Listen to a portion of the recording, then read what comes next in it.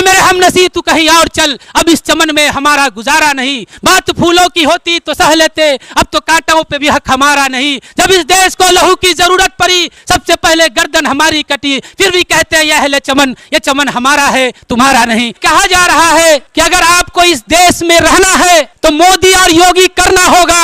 अगर आपको इस देश में रहना है तो मोदी और योगी को वोट देना होगा।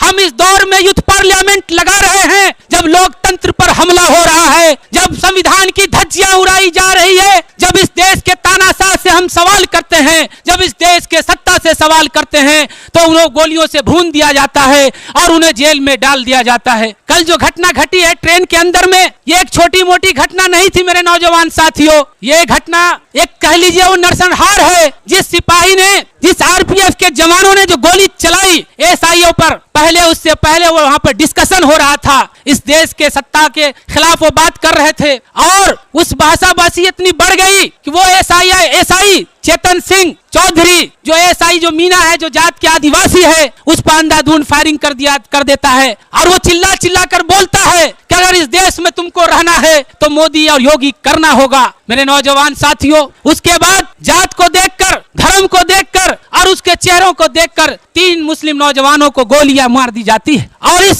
सारी घटनाओं को इस देश की सत्ता, इस देश की सरकार छुपाना चाहती है, छुपाने की पूरी कोशिश कर रही है। और ये कहा जा रहा है कि वो मेंटल है। नहीं मेरे देश नौजवान साथियों, ये मेंटल नहीं है। अगर मेंटल है भी तो इस देश की सत्ता ने उसको मेंटल बनाया है, इस गोदी मीडिया ने मेंटल बनाया है, जो डेली सुबह और शाम नफरत परोसा जा रहा है। जब उस इस देश के अंदर इतनी समस्याएं हैं, उस पे उनको कोई सरोकार नहीं है, उस पे बोलने के लिए तैयार नहीं है। वो सुबह से शाम तक सीमा हैदर की बातों को चलाया जा रहा है कि सीमा हैदर कब आई, सीमा हैदर कैसे आई, उनको कैसे बुलाया गया। उसके अलावा इस देश के अंदर कोई मुद्दा नहीं है मेरे नौजवान साथियों। अरे मेरे नौजवान साथियों, मैं आपसे ये कहना चाहता हूं कि मणिपुर की जो घटनाएं हैं वो छोटी मोटी घटनाएं नहीं है मेरे नौजवान साथियों। इस मणिपुर के जो 90 दिन से मणिपुर जल रहा है और उसके अंदर हजारों नौजवानों को, वहां के लोगों को जिंदा जला दिया गया। लाखों लोग कैंप में रहने पर मजबूर हैं। वहां हमारी माँ और बहनों की इज्जत लूट ली गई और एक दो नहीं सैकड़ों बहनों की इज्जत लूटी गई है मेरे नौजवान साथियों। कोई साथी कह रहे थे कि 300 हथियारों को लूट लिया गया। नहीं, इस देश का जब अमित शाह जो इस देश का गृह मंत्री है, जब जाता है मणिपुर, उसके बाद से वहां दंगा शुरू हो जाता है। 100-200 हथियार नहीं बांटे गए, 6000 हथियार की लूट हुई है। 6000 हथियार वहां के आतंकवादियों के हाथों में दे दिया गया कि तुम किस तरह से वहां के दलितों पर, वहां पर ईसाई समुदाय को, लोगों को कैसे मारोगे। वो खुली छूट इस देश का, ये अमित शाह और देश का प्रधानमंत्री दे रहा है मेरे नौजवान साथियों। और जो हमारी माँ बहनों के साथ इज्जत लूटी गई, वो एक दिन की घटनाएं नहीं है। आपको याद करना होगा मेरे नौजवान साथियों, वो घटनाएं गुजरात दंगा से शुरू होता है। आप जानते हैं उस वक्त देश का मुख्यमंत्री कौन था, उस वक्त गुजरात का मुख्यमंत्री कौन था, उस वक्त गृह मंत्री था कौन था। आज वही देश की सत्ता में बैठा हुआ इंसान है मेरे दोस्तों। और वही लोग हैं जिन्होंने बिल्किस के साथ क्या हुआ, आज वही लोग हैं जो कठुआ में आसिफा के साथ क्या हुआ, आज वही लोग हैं हथरस की बेटी के साथ क्या हुआ, आज वही लोग हैं जो मणिपुर के घटना को अंजाम दे रहे हैं मेरे दोस्तों। ऐ मेरे नौजवान साथियों, ये छोटी मोटी घटनाएं नहीं है, ये इतनी बड़ी घटनाएं हैं जो विचलित कर रही है, दिल को तरपा रही है, दिल के जज्बात के अंगारे दहक रहे हैं। इस देश के अंदर, इस देश में लोकतंत्र की दुहाई दी जाती है, जिस देश में इस देश का बहुरूपिया प्रधानमंत्री ये कहता है कि बेटी बचाओ और बेटी पढ़ाओ का नारा देता है, आज उसी देश के अंदर हमारी माँ बहनों की इज्जत लूट लिया जा रही है, उन्हीं के स्तनों को छुआ जा रहा है, उन्हीं के योनि पार्ट को टॉर्चर किया जा रहा है और लोगों के सामने उसका गैंग रेप किया जाता है। ऐ मेरे नौजवान साथियों, और 3 महीना बीत जाने के बाद जब जनता के बीच में आवाज आती है तब उस पर FIR दर्ज किया जाता है। ये कैसी सत्ता है, ये कैसी सरकार है। ऐ मेरे नौजवान साथियों, इसकी भी जिम्मेदारी हम लोगों के सर पर है कि हम कैसे उन लोगों का साथ दे जो मजलूम है, जो दर दर भटक रहे हैं। आज भी 50,000 लोग कैंपों में रहने को मजबूर है मेरे नौजवान साथियों। मैं इस यूथ पार्लियामेंट के माध्यम से ये कहना चाहता हूँ, बात सही, देश में सबसे बड़ी समस्या है रोजगार की समस्या है, हम इस चीज को मानते हैं, लेकिन इस देश के अंदर जो नफरत के अंगारे दहक रहे हैं उसके खिलाफ भी मेरे नौजवान साथियों लड़ना होगा। हमें याद दिलाना होगा कि इस देश के बहुरूपिया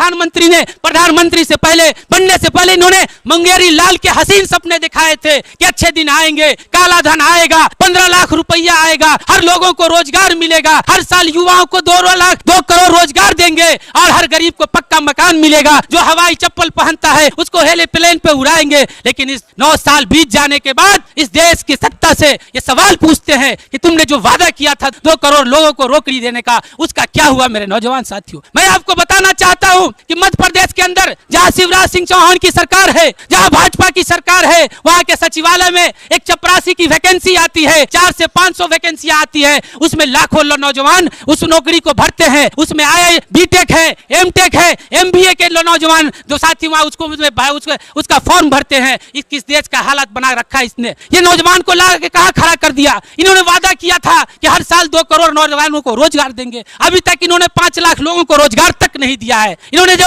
हर साल इससे पहले जो सरकारें थी 40 से 50 हजार युवाओं को रेलवे में वैकेंसी आती दिया जाता था, लेकिन उस रोजगार को भी खत्म कर दिया गया। ऐ मेरे नौजवान साथियों, मुद्दाएं बहुत है, सवाल बहुत है। इस तानाशाह से हमें सवाल करना होगा, क्योंकि जब आप रोजगार की बात करेंगे तो हिंदू मुसलमान की बात करेगा, जब आप रोजगार की बात करेंगे वो शमशान कब्रिस्तान की बात करेगा। हमें इसके गुमराह में नहीं आना होगा। हम 2024 में हम गांव में जा जाकर, हर देश के कोने कोने में जाकर इनकलाबी नौजवान सभा, यूथ पार्लियामेंट लगाएगा और उन इस देश के तानाशाह से यह सवाल करेगा कि तुमने जो 2 करोड़ रोजगार का वादा किया था वो रोजगार कहां है। हम तुम्हारे नफरती भाषाओं में नहीं आएंगे, हम तुम्हारे इस बंटवारे की राजनीति में नहीं आएंगे। मेरे नौजवान साथियों, हमें इस बात को लेकर जाना होगा, क्योंकि आज देश खतरे में है, आज संविधान खतरे में है, आज संविधान को रौंदा जा रहा है। हमें यह तय करना है कि देश संविधान से चलेगा कि मनुवाद से चलेगा। इसलिए हम ये कहना चाहते हैं मेरे नौजवान साथियों, हमारे कंधे पे बहुत बड़ी जिम्मेदारी है। मैं इन सब बातों को, मैं अपनी बात खत्म करना चाहता हूं इसी शेर के। ऐ मेरे हमनसीब तू कहीं और चल, अब इस चमन में हमारा गुजारा नहीं। बात फूलों की होती तो सह लेते, अब तो कांटों पे भी हक हमारा नहीं। जब इस देश को लहू की जरूरत पड़ी सबसे पहले गर्दन हमारी कटी, फिर भी कहते हैं यह चमन, ये चमन हमारा है तुम्हारा नहीं। इनकलाब जिंदाबाद, आरवाईए जिंदाबाद। दीप जिसके मोहल्लाथी में जले,